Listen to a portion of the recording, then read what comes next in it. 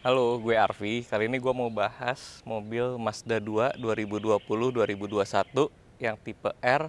Mobilnya for sale ya, bisa di-follow di 14 Garage at 14.garage. Jadi nanti bakal di-posting di sana. Jadi Mazda 2 ini tahun 2020, tapi registrasinya tahun 2021. Dia ini generasi ketiga dan udah yang versi facelift ya. Jadi di headlamp beda, di grill juga beda, sama full bumpernya juga beda. Untuk bagian belakang yang versi facelift ini bumpernya juga beda dari yang pre-facelift, sama lampunya juga agak sedikit berbeda model dari yang sebelum facelift. Nah, sekarang kita ke bagian interior. Menurut gue Mazda 2 itu lebih bagus interiornya dibanding sama rival-rivalnya ya. Kayak misalkan yang 1500 cc itu ada City hatchback atau Jazz, kalau nggak Yaris. Dia ini tuh kayak apa ya, lebih kayak Eropa gitu, kesannya kayak versi Eropa itu, jadi Jepang rasa Eropa lah kalau Mazda. Setir dia udah pakai kulit, terus rasanya juga kulitnya tuh jauh lebih luxe dibanding kulitnya Toyota dan Honda ya. Terus desain setirnya juga lebih sporty. Di sini dia juga udah ada voice command.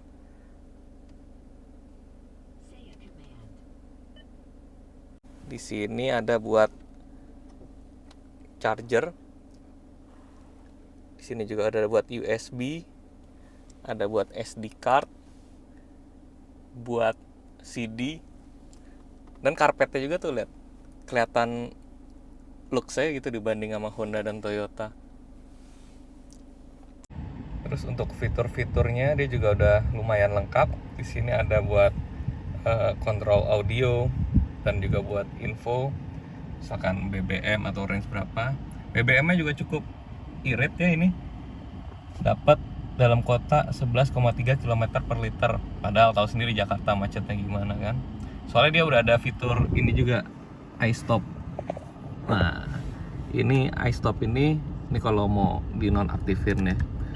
Nah, dia kalau aktif iStopnya itu, jadi dia kalau lagi berhenti misalkan di lampu merah atau lagi di macet, dia mesinnya tuh bisa mati. Nanti kalau udah kita injak pedal rem lagi atau pedal gas lagi, dia nanti bisa hidup sendiri buat pengiritan BBM lah.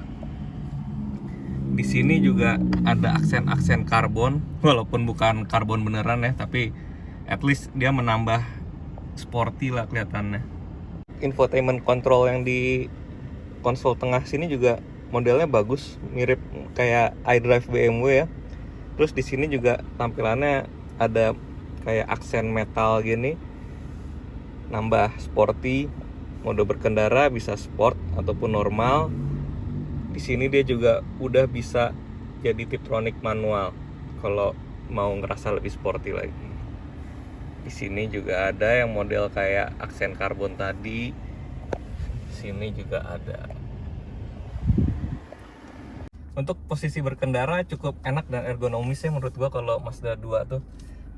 Kursinya juga adjustable, bisa dinaik turun. Setirnya juga dia udah bisa atas bawah dan maju mundur teleskopik. Jadi cukup enak dan cukup nyaman. Untuk kepraktisan dia di sini ada laci, bisa buat naruh barang, 2 cup holder. Di sini bisa buat naruh barang lagi atau handphone atau apaan lah. Di sini ada lagi buat naruh botol, dan di sebelah kiri juga ada. Nah, ini laci penyimpanan yang cukup besar. Di sini buku-buku dari manual book, service book dan lain-lain lengkap semua ya. Oke. Ya, untuk kelegaan di belakang ya Mazda 2 lumayan lah ya. Tapi kalau dibandingin rivalnya seperti kayak Jazz atau City hatchback atau Yaris, jauh mereka lebih menang buat di legroom. Kalau headroom masih lumayan lah ya, tapi kalau legroom jauh lah kalau sama Honda dan Toyota.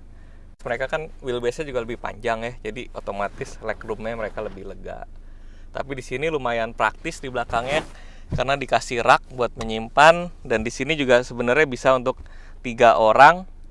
Tapi ya nyamannya sebenarnya berdua, tapi udah siap ada seat belt tengah dan headrest tengah.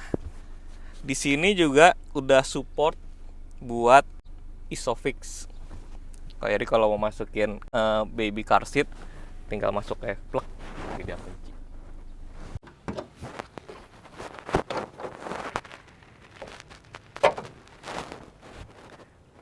Untuk Mazda 2 ini dia udah ada perbedaan dari versi yang pre-facelift, dia udah Sky Active G. Kalau yang sebelumnya itu cuma Sky Active doang. Ini tuh jadi dia ada pembaruan di bagian mesin untuk bagian tenaga dan juga bagian efisiensi. Bagasi sendiri dia tuh sebenarnya satu bagian besar tapi bisa kebagi dua karena di sini ada rak, tapi dia bisa dicopot ya. Bisa dicopot atau mau dipasang gini ntar dia kebuka otomatis karena udah disangkutin ke sini. Buat bagasi ya balik lagi dia nggak seluas City ataupun Yaris, tapi cukup lah. Dan di sini menangnya lagi ban serep pun belum turun ya, masih pakai bawaannya dan juga space saver ya. Mazda 2 ini udah dilengkapin juga sama parking sensor ya, jadi cukup lah kalau buat parkir mundur atau mau mepet-mepet gitu.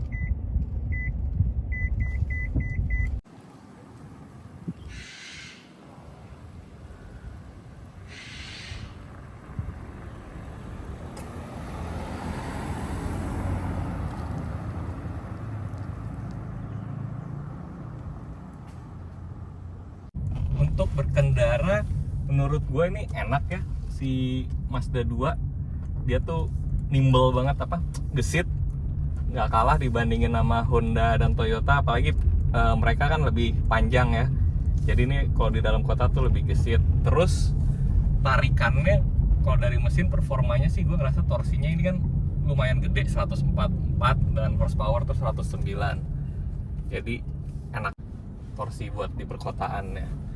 Kalau buat kaki-kaki dia lumayan empuk, walaupun nggak seempuk Yaris tapi nggak sekeras Honda, jadi dia ada di tengah-tengah lah. Tuh. Overall mobil ini enak banget, terawat, full service recordnya juga di Mazda, kilometer tergolong rendah 31.000. Terus tadi kelengkapannya juga udah banyak ya, dia udah ada voice command, ada lampu udah HID, terus udah ada iStop. Di sini infotainmentnya juga udah bisa buat Apple CarPlay, Android Auto, dan banyak sekali.